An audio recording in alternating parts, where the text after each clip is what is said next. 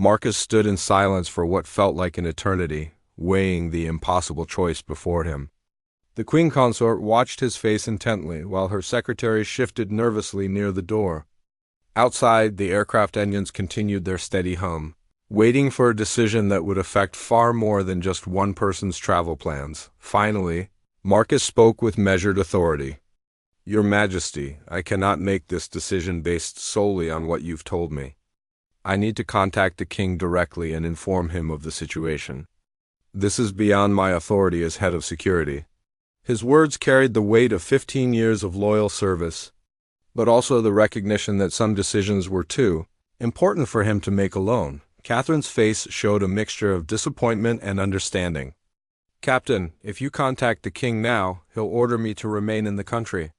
He'll believe he can manage the crisis, contain the damage. But some scandals are too large for containment." She walked back to the window, watching the sun set behind the aircraft. "By the time he realizes I was right, it will be too late for all of us."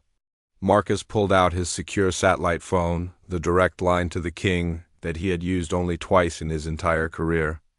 Both previous occasions had been genuine emergencies involving immediate physical threats to the royal family. This situation was different. It was a threat to the institution itself, but one that was still theoretical and manageable. Before he could dial, the lounge door burst open. 3 men in dark suits entered quickly, displaying badges that identified them as agents from the National Intelligence Service. The lead agent, a tall man with graying hair, approached Marcus directly. "Captain Wellington, I'm Agent David Cross. We need to speak with Her Majesty immediately regarding a matter of national security." His tone was professional but urgent, and Marcus noticed that the agents positioned themselves to block the exits. Catherine straightened her shoulders and faced the intelligence agents with renewed royal composure. "Gentlemen, I trust this intrusion has a very good explanation." Her voice carried the authority of someone who had spent years dealing with government officials, but Marcus could see the tension in her stance. Agent Cross addressed her directly. "Your Majesty, we have credible intelligence that your departure from the country at this time could compromise ongoing investigations into financial crimes. We need you to remain available for questioning." He paused, then added more gently, "We also believe that your safety may be at risk if you proceed with this travel plan." The room fell silent as everyone absorbed this new information. Marcus felt the situation shifting once again. What had started as a concern about unauthorized royal travel had evolved into questions about scandal management, and now involved potential criminal investigations and personal safety.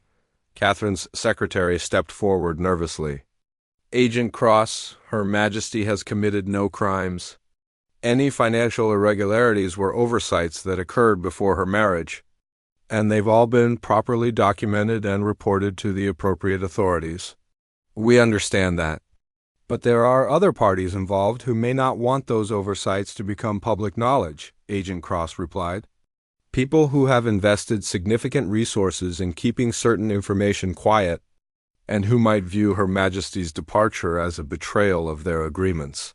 Marcus realized that the situation was far more complex and dangerous than anyone had initially understood. This wasn't just about protecting the monarchy from scandal. It was about protecting the queen consort from people who might harm her.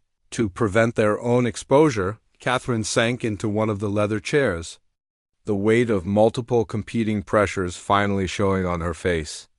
"So my options are to stay and face a scandal that destroys the monarchy, or leave and face people who might harm me to prevent their own exposure." Her voice was quiet but clear. "That's not really a choice at all." Agent Cross exchanged glances with his colleagues before continuing. "Your Majesty, there is a third option.